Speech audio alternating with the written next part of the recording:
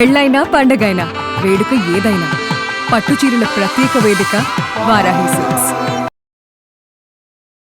నమస్తే, welcome to Suman TV. నేను మీ కృష్ణవేణి. మొన్నటి వరకు గాయని మంగ్లీ, ఇవాళ ఒక ఫేమస్ యూట్యూబర్.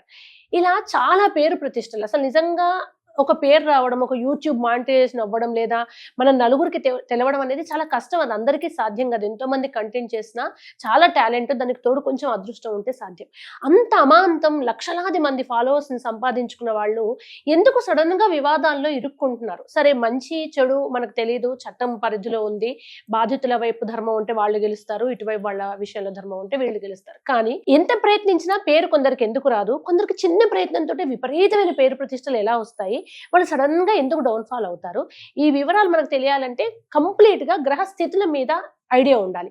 అలా ఉన్నవారు ప్రముఖ జ్యోతిష శాస్త్రవేత్త, మంత్రశాస్త్ర పండితులు, ఆధ్యాత్మికవేత్త బ్రహ్మశ్రీ కొండవీటి దత్తాత్రేయ శర్మ గారు ఉన్నారు. ఆయనతో ఈ అంశం గురించి సవివరంగా మాట్లాడి అనేక డౌట్స్ క్లారిఫై చేసే ప్రయత్నం చేస్తాను. నమస్కారం గురువు గారు. నమస్కారం.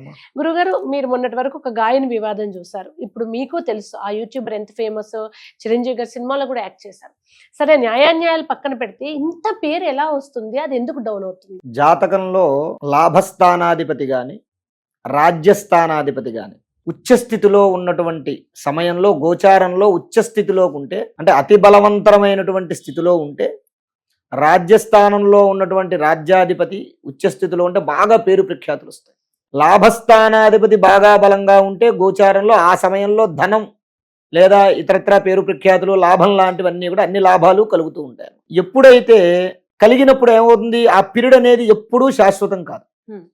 ఎందుకంటే గ్రహాలు, దశలు, అంతర్దశలు, జాతకంలో మహాదశలు, సూక్ష్మ దశలు, విదశలు ఉంటాయి. గోచారంలో ఉన్నటువంటి ఆ యొక్క గ్రహముల యొక్క స్థానాల యొక్క స్థితిగతులు కానివ్వండి, వీటి వల్ల రాజ్యాధిపతి గాని, లాభాధిపతి గాని ఉచ్చస్థానంలో ఉన్నటువంటి సమయంలో ఎంతటి వాడైనా సరే, ఇప్పుడు మనం అనుకుంటూ ఉంటాం, ఇప్పుడు పల్లీలు అమ్ముకునేవాడు కూడా దాంట్లో, ఆయన పల్లీలు అమ్ముకునేవాడు, ఆయన చిన్న పాట పాడాడు. అంతకు ముందు నుంచి ఎన్ని సంవత్సరాల నుంచి ఆయన ఆ పాట పాడుతున్నాడు. ఆ సమయం ఆయనకి అచ్చొచ్చింది. ఆ పాట పాడడం, ఎవరో వీడియో తీయడం, దాంట్లో పెట్టడం వల్ల ఒక రాత్రిలో మంచి ఉచ్చస్థితికి వెళ్ళిపోయాడు. నిజంగా గురువు గారు, ఒక బాంబేలో ఒక యాచకురాలు లతా మంగేష్కర్ లాంటి గొంతున్నారు. ఇక్కడ మనకు మట్టి కోయిలని ఒక వాళ్ళు పేరు వస్తుంది, నెలలో మాయమైపోతారు, మళ్ళీ ఉండదు. కానీ కొంతమంది ఏమో సంవత్సరాల పాటు అదే పేరును కంటిన్యూ చేస్తున్నారు. అయితే దీనికి ఈ రాజ్యాధిపతి గాని, లాభాధిపతి గాని ఉచ్చస్థితిలో ఉండడం వల్ల కలిగేటటువంటి ఇవి శుభ పరిణామాలు, పేరు ప్రఖ్యాతులు, ధనము అన్నీ కూడా వస్తాయి. అయితే ఏదైనా కానీ వచ్చినటువంటి దాన్ని నిలబెట్టుకోవడం కూడా ఒక యోగం ఉండాలి. చాలా కష్టం. దానికి రెండు కారణాలుగా వాళ్ళు డౌన్ ఫాల్ అవ్వడానికి ప్రధాన కారణం ఉంటుంది. వ్యయస్థానాధిపతి, శత్రుస్థానాధిపతి, ఈ ఇద్దరిలో ఎవరైనా సరే, శత్రుస్థానాధిపతి బాగా బలంగా ఉండి వీళ్ళ యొక్క జాతకానికి చెడు చేసేవాడు అనుకోండి, ఏ పాపగ్రహం అయ్యాడు అనుకోండి, అప్పుడు ఏమవుతుందయ్యా అంటే, వీళ్ళ యొక్క పేరు ప్రఖ్యాతులు చూసి తట్టుకోలేక ఈర్షాద్వేషాలతో పక్కనున్నవారు, సాటివారు, తోటివారు, బంధువులు, మిత్రులు వీళ్ళ మీద లేనిపోని చెడు ప్రయత్నాలు లాంటివి చేసి వాళ్ళ యొక్క కీర్తి ప్రతిష్టల్ని దెబ్బతీసేటటువంటి అవకాశం ఒక విధంగా ఉంటుంది. వ్యయస్థానంలో గనక ఈ స్థానాధిపతి అంటే ఖర్చు స్థానాధిపతి అంటారు, ద్వాదశ స్థానాధిపతి. ఈ వ్యయస్థానాధిపతి బలంగా ఉండి ఒకవేళ పాపగ్రహం అయ్యుండి వీళ్ళ యొక్క గోచారంలో సరిగ్గా లేడనుకోండి, వాళ్ళు చేసుకున్నటువంటి స్వయంకృతాపరాధాల వల్ల వాళ్ళకి నష్టం. ఇక్కడ ఖర్చు అని అంటే మనం డబ్బు ఖర్చు అనే అనుకోకూడదు. కీర్తి నష్టం, లాభ నష్టం, పదవీ నష్టం, ఇవన్నీ కూడా కలుగుతాయి. ఈ రెండు కారణాల వల్ల లాభరాజ్యాధిపతులు బలంగా ఉంటే పేరు ప్రఖ్యాతులు, లాభాలు కలుగుతాయి. శత్రుస్థానాధిపతి, వ్యయస్థానాధిపతి బలంగా ఉంటే ఇటువంటి సందర్భాలు కలుగుతూ ఉంటాయి. కాబట్టి ఈ కారణంగా ఏదైనా సరే పేరు వచ్చినప్పుడు దాన్ని నిలబెట్టుకోవటం కూడా చాలా అత్యంత కష్టం. దాన్ని నిలబెట్టుకోవాలి.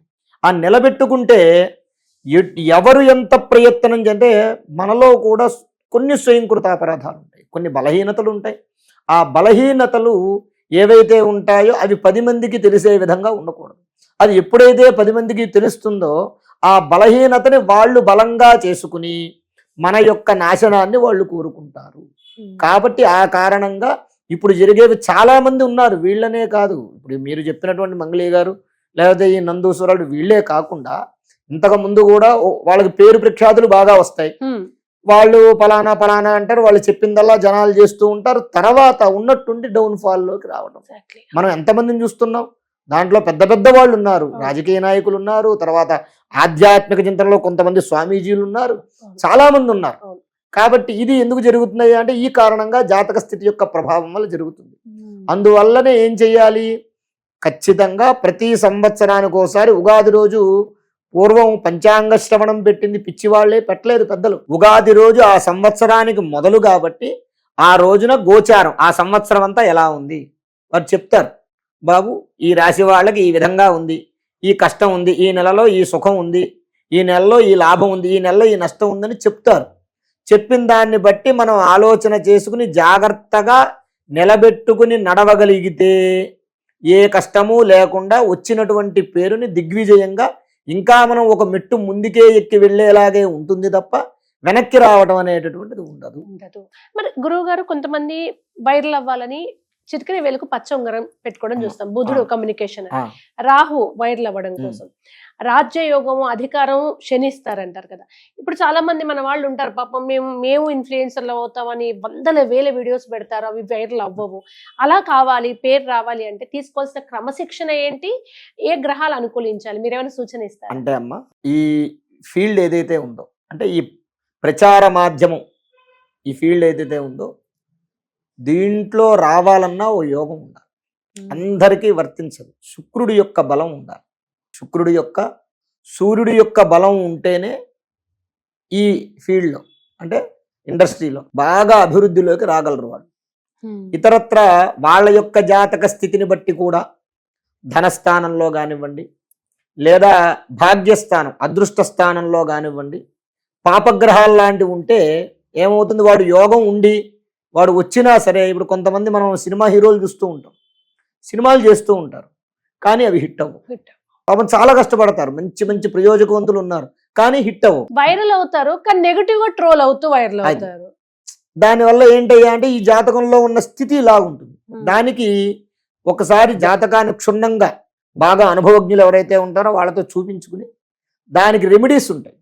ఆ రెమెడీస్ రెగ్యులర్గా ఫాలో అయిపోవాలి. అంటే ఒకసారి చేస్తే అయిపోతుంది అనేది ఉండదు. జాతకంలో రాసి పెట్టున్నది ఎప్పుడూ కూడా మారదు.